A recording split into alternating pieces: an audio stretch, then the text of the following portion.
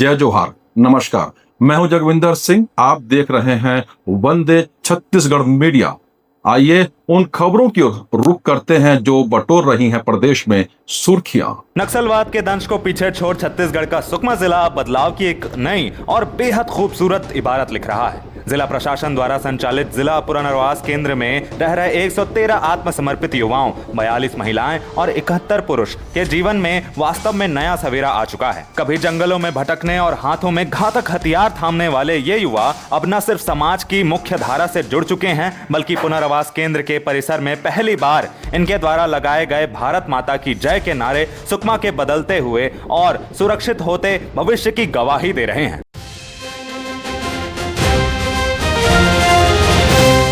आयोजित मुख्यमंत्री किसान संवाद कार्यक्रम में मुख्यमंत्री विष्णुदेव साय ने प्रदेश भर से आए किसानों के साथ संवाद करते हुए कहा कि राज्य सरकार खेती को अधिक लाभकारी, आधुनिक और टिकाऊ बनाने की दिशा में लगातार काम कर रही है। किसान परिवार से आने का जिक्र करते हुए मुख्यमंत्री ने कहा कि उन्होंने खुद खेती किसानी की चुनौतियों को करीब से देखा है, इसीलिए किसानों की जरूरतों और समस्याओं को अच्छी तरह समझते हैं।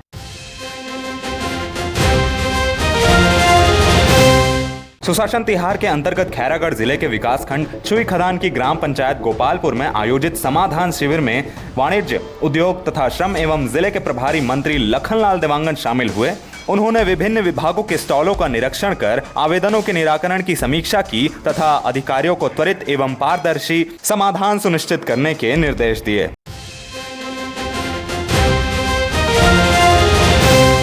कथित शराब घोटाले को लेकर भारतीय जनता पार्टी ने एक बार फिर कांग्रेस और पूर्व मुख्यमंत्री भूपेश बघेल पर तीखा राजनीतिक हमला बोला है। भाजपा प्रदेश प्रवक्ता नलिनीश ठोकने ने ईडी द्वारा दायर किए गए 6वें आरोप पत्र का हवाला देते हुए आरोप लगाया कि गोवा में स्थित एक आलीशान होटल की खरीद फरोख्त कथित शराब घोटाले से अर्जित अवैध धनराशि से की गई।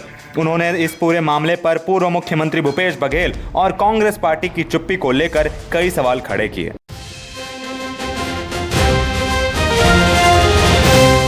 तहसीलदारों और नायब तहसीलदारों का चल रहा सामूहिक अवकाश आंदोलन अब समाप्त हो गया है। सरगुजा जिले के मैनपाट तहसील अंतर्गत राजापुर उप तहसील में नायब तहसीलदार तुषार मानिक के साथ हुई मारपीट की घटना के विरोध में शुरू हुआ यह आंदोलन अब शासन से बातचीत के बाद स्थगित कर दिया गया है।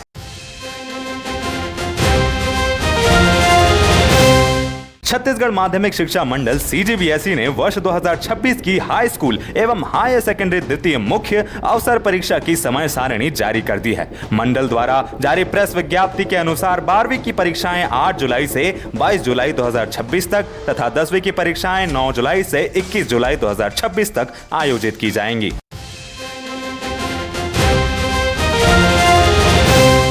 रायगढ़ जिले के धर्मजयगढ़ थाना क्षेत्र स्थित अंबे टिकरा पुल पर एक युवक के नदी में कूदने के बाद लापता होने की घटना सामने आई है। बताया जा रहा है कि युवक अपने साथियों के साथ वीडियो बना रहा था। इसी दौरान उसने पुल से नदी में छलांग लगा दी। पानी में कूदने के बाद वह दोबारा ऊपर नहीं आया, जिसके बाद इलाके में हड़कंप मच गया।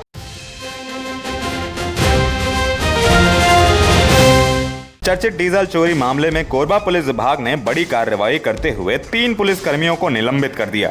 विभागीय जांच के दौरान प्रथम दृष्टया लापरवाही एवं संदिग्ध भूमिका सामने आने के बाद यह कार्रवाई की गई है।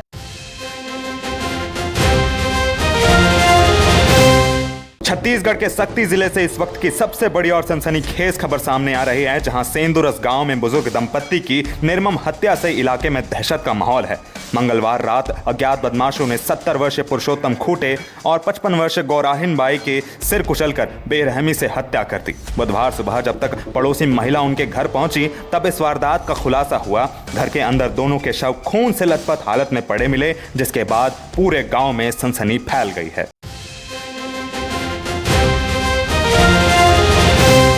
कोरिया जिले के नागपुर चौकी क्षेत्र के ग्राम सोनवर्षा में एक सनसनीखेज हत्या का मामला सामने आया है। बीती रात घर में सो रही महिला की उसके पति ने ही टांगी मारकर हत्या कर दी।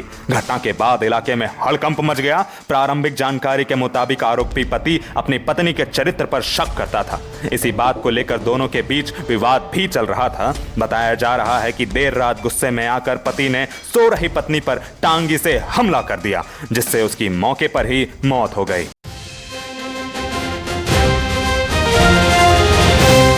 कोरबा जिले के कटघोरा वन मंडल अंतर्गत जटका रेंज में हाथियों का आतंक लगातार जारी है। बीती रात हाथियों के एक बड़े दल से अलग हुए 11 हाथियों ने बासिन सेक्टर के खाड़ीपारा गांव में घुसकर जमकर उत्पात मचाया। हाथियों ने किसानों की खड़ी फसलों को रौंद दिया, खेतों की मेड़ें तोड़ दी और एक मकान की बाउंड्री वॉल को भी क्षतिग्रस्त कर दिया। घटना के बाद पूरे गांव में दहशत का माहौल बना रहा और ग्रामीण रात भर जागकर अपनी सुरक्षा करते रहे।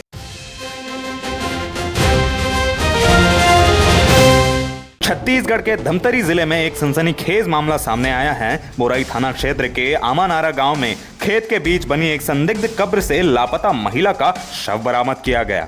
शव की पहचान बिंदाबाई के रूप में हुई, जो पिछले कई दिनों से लापता थी। घटना के सामने आने के बाद इलाके में हड़कंप मच गया है, जबकि पुलिस मामले की गहन जांच में जुट गई है।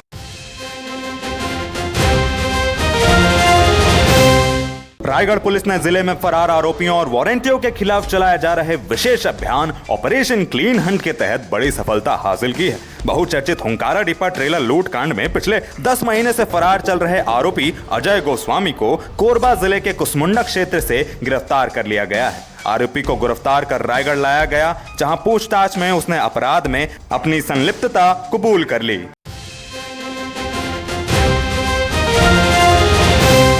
छत्तीसगढ़ में एक बार फिर मौसम करवट लेने जा रहा है। मौसम विभाग ने प्रदेश के कई जिलों में हल्की से मध्यम बारिश, गरज चमक, वज्रपात और तेज हवाएं चलने की चेतावनी जारी की है। रायपुर मौसम विज्ञान केंद्र के अनुसार आज से प्रदेश भर में मेघ गर्जन और बारिश की गतिविधियों में बढ़ोतरी होगी।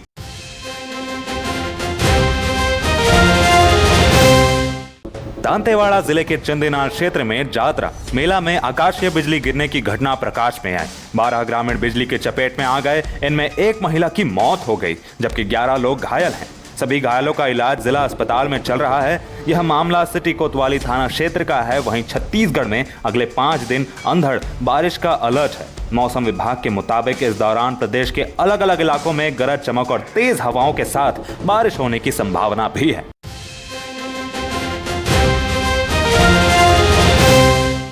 पुरुषोत्तम मास, जिसे अधिक मास भी कहा जाता है, भगवान श्री हरि विष्णु को समर्पित एक अत्यंत पवित्र और पुण्यदायी मास माना जाता है। इस माह में श्रद्धालु भक्ति, जप, तप, दान और सात्विक जीवन शैली अपनाकर भगवान विष्णु की आराधना करते हैं। धार्मिक मान्यता है कि इस अवधि में किए गए शुभ कार्यों का फल कई गुना अधिक प्राप्त होता है। बिहार सहित देश में विभिन्न क्षेत्रों में इस मास के दौरान सात्विक भोजन और मौसमी फलों का विशेष महत्व रहता है। फलों के राजा आम का विशेष स्थान है। आम को फलों का राजा कहा जाता है और इसे समृद्धि, मधुरता तथा शुभता का प्रतीक माना जाता है। वंदे छत्तीसगढ़ मीडिया में खबरों का सिलसिला लगातार जारी है और अपने आप को अपडेट रखने के लिए देखते रहिए तड़फड़ 36 और मुझे दीजिए इजाजत।